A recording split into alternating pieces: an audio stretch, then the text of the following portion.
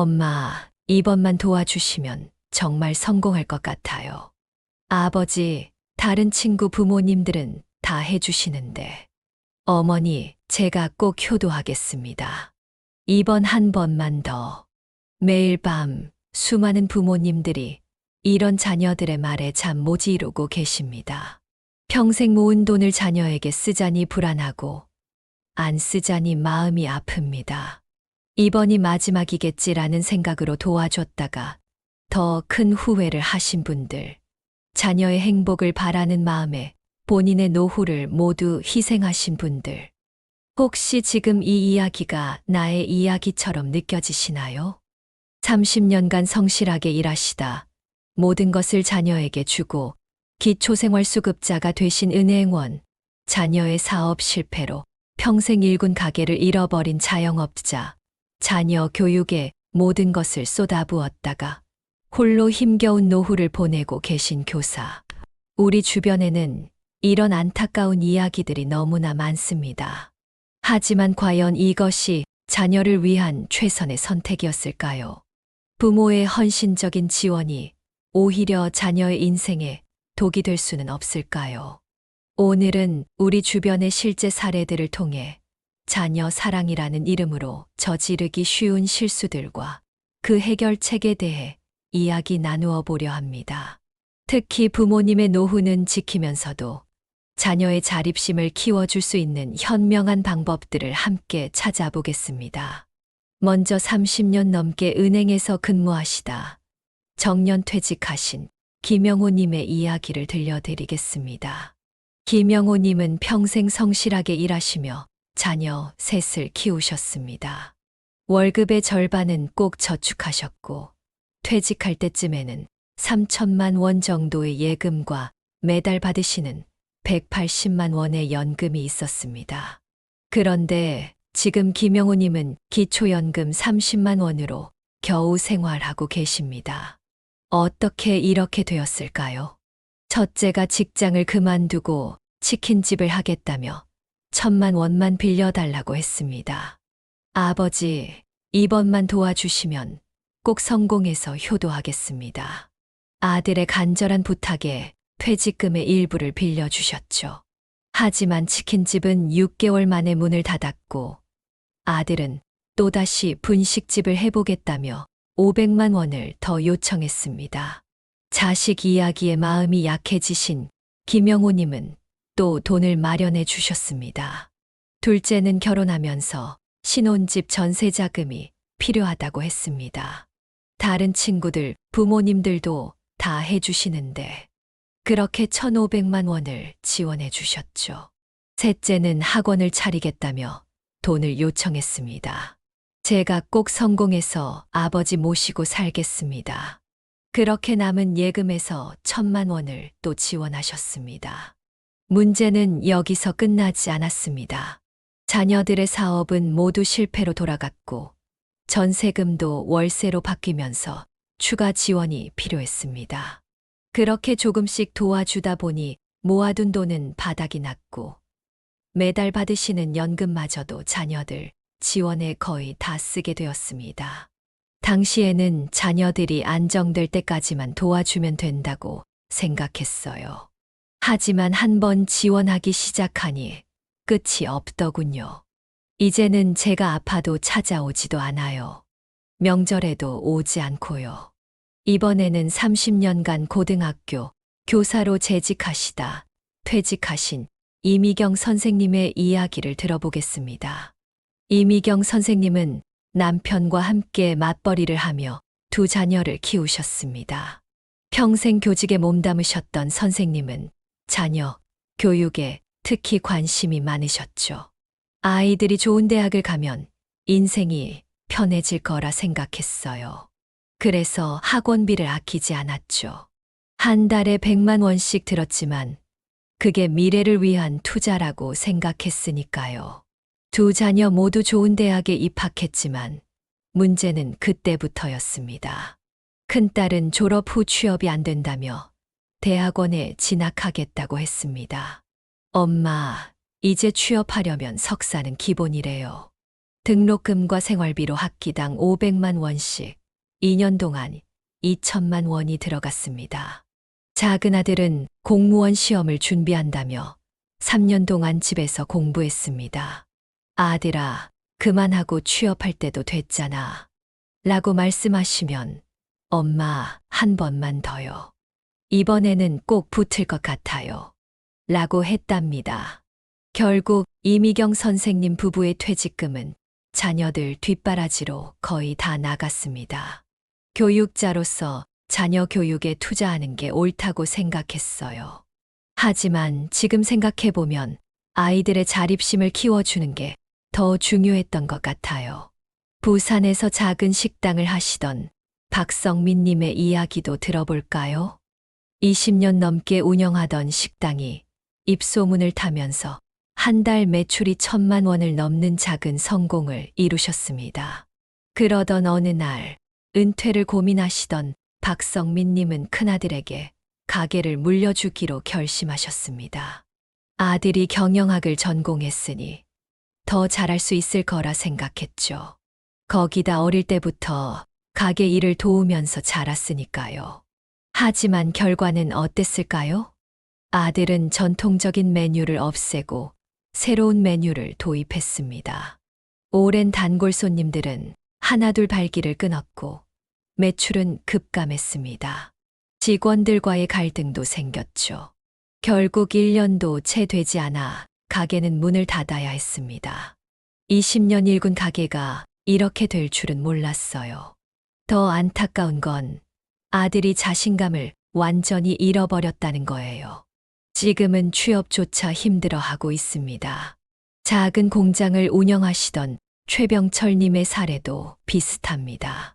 플라스틱 부품을 만드는 작은 공장이었지만 30년 가까이 한 우물만 파신 덕분에 안정적인 거래처도 있었고 직원 10명 정도의 알찬 공장이었습니다. 아들에게 공장을 물려주면서 최병철님은 내가 젊으니까 새로운 거래처도 뚫고 사업을 더 크게 키우면 좋겠다고 말씀하셨답니다. 하지만 아들은 무리한 설비 투자를 했고 새로운 거래처를 찾는다고 기존 거래처도 소홀히 했습니다. 결국 부도 위기까지 갔다가 겨우 공장을 처분해서 빚을 갚았죠. 아들에게 기회를 주고 싶었는데 오히려 아들의 인생에 큰 상처를 만들어준 것 같아 마음이 아픕니다. 여기까지 들으시면 너무 부정적으로만 들리실 수 있을 것 같은데요. 이번에는 긍정적인 사례를 한번 들려드리겠습니다. 대구에서 철물점을 운영하시는 박민수님의 이야기입니다. 박민수님은 자녀 교육에 있어 특별한 원칙이 있으셨습니다. 저는 어릴 때부터 아이들에게 돈의 가치를 가르쳤어요. 용돈을 줄 때도 그냥 주는 게 아니라 집안일을 돕거나 학교 성적이 오르면 인센티브를 주는 식으로요. 자녀들이 대학에 갈 때도 특별한 규칙을 정하셨답니다. 등록금의 70%는 제가 내고 30%는 아이들이 아르바이트해서 내게 했어요. 방학 때는 저희 가게에서 일하면서 장사의 기본도 배우게 했고요. 결과는 어땠을까요? 큰아들은 대학 졸업 후 직장 생활을 하다가 3년 만에 퇴사하고 창업을 준비했습니다. 아버지에게 투자를 요청하지 않고 자신이 모은 돈으로 시작했죠. 아들이 저에게 사업 계획서를 들고 왔어요. 투자를 요청한 게 아니라 조언을 구하러 온 거였죠. 저는 그 모습이 너무 기특했습니다. 작은 딸은 결혼할 때 신혼집 전세금을 스스로 마련했습니다. 사위가 놀라더군요. 부모 도움 없이 전세금을 모았다는 게 신기했나 봐요. 저는 그게 더 자랑스러웠습니다. 지금 박민수님의 자녀들은 모두 경제적으로 독립해서 잘 살고 있습니다. 명절이나 부모님 생신 때도 빠지지 않고 찾아온다고 하네요. 자녀들에게 물질적인 지원을 많이 해주지는 못했지만 대신 스스로 살아갈 수 있는 힘을 키워줬어요. 그게 부모가 해줄 수 있는 최고의 선물이 아닐까요? 이런 사례들이 우리에게 주는 교훈은 무엇일까요? 최근 한 연구 결과를 보면 부모로부터 과도한 재정적 지원을 받은 자녀들 중 70%가 독립적인 경제 능력을 갖추는데 실패했다고 합니다. 반면 적정 수준의 지원만 받은 자녀들은 80% 이상이 안정적인 경제력을 갖추었다고 하네요. 왜 이런 결과가 나왔을까요? 돈을 쉽게 얻은 사람들은 돈의 가치를 모릅니다. 돈을 버는 것이 얼마나 힘들고 고된 일인지 모르기 때문에 쓰는 것에만 집중하게 되죠. 또한 계속해서 부모에게 의존하려는 습관이 생깁니다. 이렇게 경제 교육을 하면 자녀들이 자연스럽게 돈의 가치를 이해하고 자립심을 기를 수 있습니다.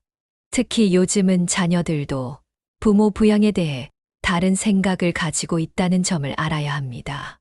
한국보건사회연구원의 최근 조사를 보면 부모 부양의 책임이 자녀에게 있다고 생각하는 비율이 20%도 채 되지 않는다고 합니다.